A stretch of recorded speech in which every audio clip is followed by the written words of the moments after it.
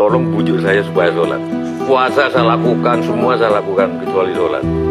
Ketika Allah perintahkan ibadah-ibadah yang lain, itu cukup perintah ayat saja turun. Allah perintah haji, ayat saja turun.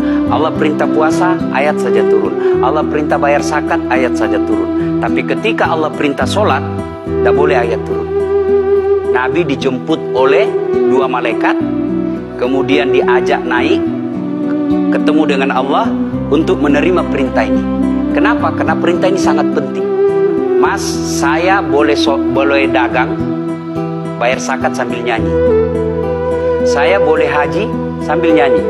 Tawaf, labbaik Allahumma labbaik, labbaik la syarika lak labbaik. Boleh. Ya, saya bayar zakat boleh sambil nyanyi. Begadang jangan begadang. Kenapa? Sholat tak boleh. Allahu Akbar. Darah muda, darahnya pada batal sholat saya. Kenapa? Inilah puncak penghambaan kepada Allah. Jadi puncak penghambaan kalau saya meraku hamba, sholat. Yang paling mulia dalam tubuh kita, kepala. Adik-adik bercanda dipukul pantatmu masih senyum. Dorong dadamu masih senyum. Tapi jangan bercanda pukul kepalamu. Kau pukul kepala saya pasti saya marah. Kenapa? Harga diri di sini. Tapi ketika kita sholat, anggota tubuh yang paling mulia, kepala, rendahkan seperti kakimu.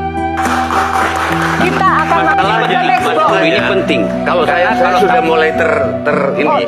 Ya, karena kalau saya mau sholat, saya melihat banyak koruptor sholat. Ya, saya melihat banyak orang sholat yang kalau saya ajak ngomong main HP, nggak punya adab.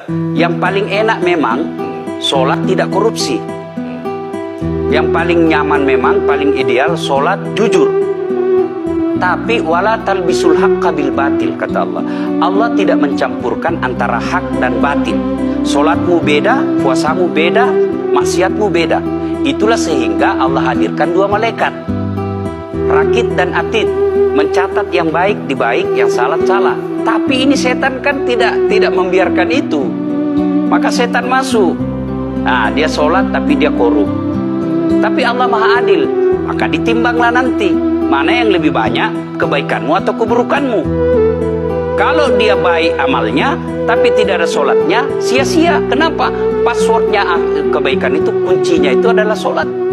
Ustaz, ketika naik haji, naik pesawat, pesawat itu mungkin dibikin orang yang nggak sholat. Iya, betul. Terus gimana tuh? Nah, kursi itu mungkin dibikin orang yang nggak sholat. Iya, betul. Terus? Nah, bagi orang yang tidak sholat itu, Allah nanti perlihatkan amalnya.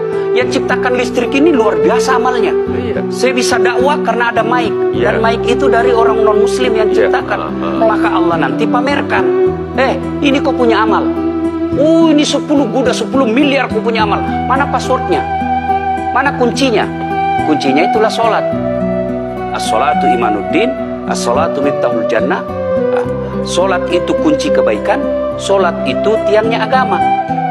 Sebuah bangunan, dia bisa berdiri tanpa dinding.